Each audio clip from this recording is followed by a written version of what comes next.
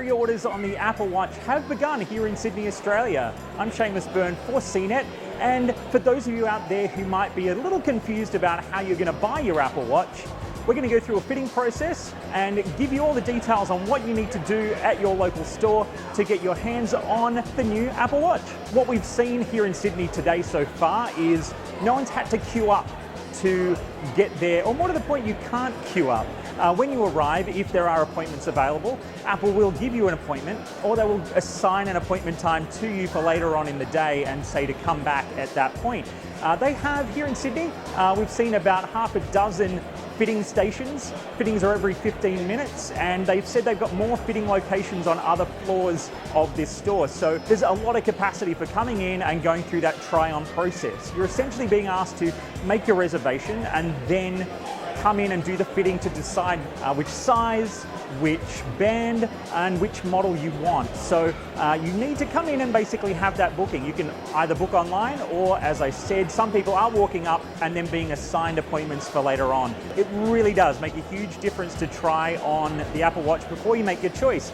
It really does have a very different weight between the steel band version of the Apple Watch and the Apple Sport with the rubber band. It really feels different on the wrist, and you want to know what that's going to feel like for you to make that choice. Same with 42mm versus 38mm. In some ways I found that the 38mm actually felt nice with the steel band, which was just an interesting contrast, having mostly thought 42mm was the right size for me. So there are going to be those personal differences you will only understand by trying it on. Apple has a really slick setup here for how they're doing the try-ons. They've got the main fitting stations, which have pull-out drawers where they have the full selection of watches available, but they also have mobile setups with a clever case that is constantly charging the watches that are in that case, and it recharges itself on a MagSafe adapter. So they've really thought about how they can actually set up these demo stations easily anywhere in the store for themselves.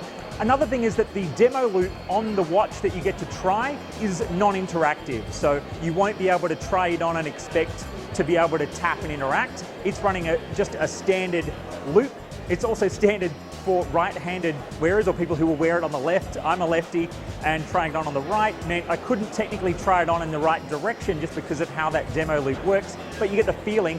And then you can go over to the other stations where there are general hands-on options available. That is interactive. You can try out a few of the different sections. It's still on a loop, but within that loop, you can actually interact with things like the photos, the messages, things like that. I think you really do need to get into the store, and they've got a smart idea here. You will not be able to pick this up off the shelf to buy. You need to get in a reservation, have this fitting, and then you will understand which watch is going to be right for you if you want to buy yourself an Apple Watch. I'm Seamus Byrne for CNET from here in Sydney, Australia.